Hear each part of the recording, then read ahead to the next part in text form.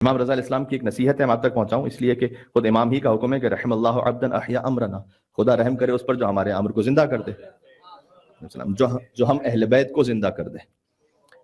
فرمایا کہ آپ کا امر کیسے زندہ ہوگا؟ فرمایا ہماری حدیثوں کو سناؤ، بیان کرو، ہمارا امر زندہ ہو جائے گا۔ آپ اپنے روٹین میں ایک بات رکھیں کہ جن امام کی بھی ولادت آئے یا شہادت آئے، آپ اپنے بچوں کو ساتھ لے کے بیٹھیں، جس امام کی ولادت یا شہادت آئے اپنے بچوں کے ساتھ بیٹھ کر 5 حدیثیں پڑھیں اس امام کے۔ کلامکم نور وامرکم رشد ووصیتکم التقوی وفعلکم الخیر وعادتکم الاحسان وسجیتکم الکرم۔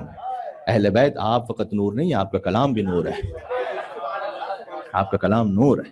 5 حدیثیں کوشش کیا کریں کہ اپنے بچوں کے ساتھ بیٹھ کر پڑھیں، آپ کے لیے کام آئیں گی زندگی میں۔ اور یہ تصور نہ کیجیے گا کہ یہ تو وہ بات ہے کہ جو امام نے 1400 سال پہلے کہی ہوئی ہے، نہ، امام کا جب کلام نور ہے نا تو وہ نور جاری رہتا ہے ہمیشہ، وہ ختم نہیں ہوتا۔ ہمیں ایسا محسوس ہو کہ یہ تو بات تھی وہ ختم ہو گئی، نہیں، وہ جاری و ساری ہے۔ یہ عقیدہ رکھنا بھی بہت ضروری ہے۔ آپ بتلائیے کسی کو، امام نے فرمایا عزاداری میں رلاؤ، رونے جیسی شکل بناؤ، تو کہے گا کہ بس مولانا، یہ بس اس بات کی دلیل ہے کہ تک سمجھا نہیں امام کو۔ امام کے کلام پہ بس نہیں کہا جاتا، سلم نہ کہا جاتا ہے،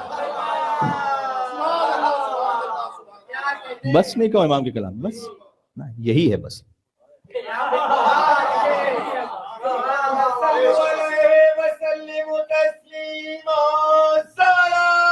اللہم صلی علی محمد۔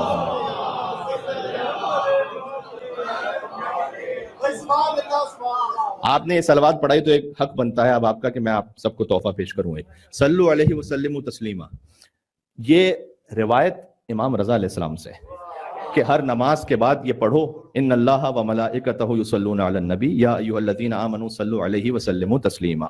اللہم صلی علی۔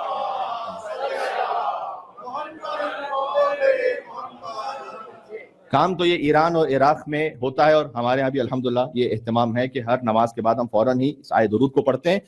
شاید معلوم نہ ہو مومنین کو کہ یہ حکم کس امام کا ہے، یہ حکم امام رضا علیہ السلام ہے۔ پھر امام نے فرمایا کہ اس آیت کو پڑھو، اس کے بعد درود بھیجو، جس حاجت کی نیت سے اس آیت کو پڑھ کے درود بھیجو گے اللہ اس حاجت کو پورا فرما دے گا۔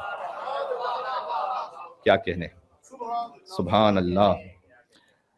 اچھا، امام علیہ السلام نے ایک حکم یہ دیا ہے جو میں سمجھتا ہوں بہت ضروری ہے، بالخصوص اس ماڈرن لائف میں جس میں ہم زندگی گزارے، احسن الظن باللہ۔ امام نے کہا کہ اللہ سے ہمیشہ حسن ظن رکھو۔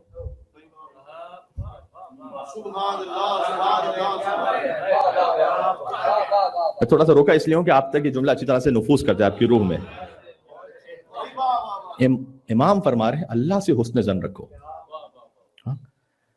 حسن ظن 2 جگہ بہتر ہے، ایک جگہ سوء ظن بہتر ہے۔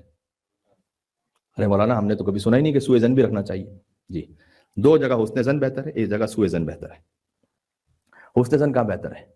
میں بچوں کے لیے کہہ دوں تاکہ بچے سمجھ جائیں اور ساتھ میں ریلیٹ رہیں۔ حسن ظن یعنی اچھا خیال رکھنا، سوء ظن یعنی برا خیال رکھنا۔ برا خیال رکھنا بھی کبھی بہتر ہے، وہ کب یس کرتا ہوں۔ حسن ظن 2 جگہ بہتر ہے، اللہ کے لیے، دوسروں مومنین کے لیے۔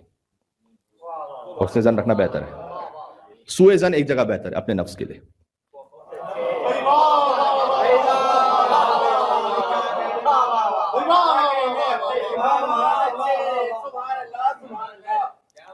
یہ بھائی نہیں، دعائے مکارم الاخلاق کا جملہ ہے۔ اب ایک علی کے کلام کو دوسرے علی سے جوڑیے تو 8ویں علی کا کلام 4تھے علی سے ملے گا، 4تھے علی کا کلام پہلے علی سے ملے گا۔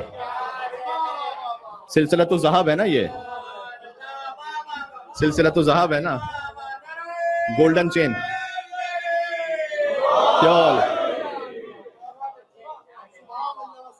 مکارم الاخلاق میں امام علیہ السلام فرماتے ہیں کہ پروردگار تو درود نازل فرما محمد اور آل محمد علیہ السلام پر، اور میرے درجے کو بڑھا دے لوگوں کی نگاہوں میں، مگر ساتھ ہی جتنا تو نے اس درجے کو بڑھایا ہے اتنا ہی میرے نفس میں اس درجے کو میری نگاہ میں گرا دے۔ عجب دعا امام کی۔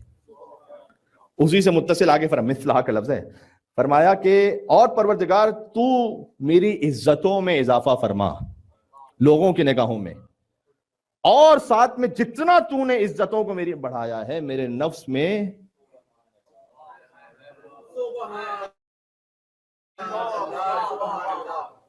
میرے نفس میں اتنی ہی ذلتوں کو میرے لیے بڑھا دے، میں اپنے آپ کو کمتر سمجھوں۔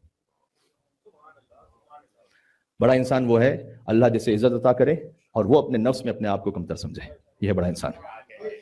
دعائے مکارم الاخلاق کا جملہ ہے یہ، ذہن میں رکھیے گا آپ یہ کیا کہنے۔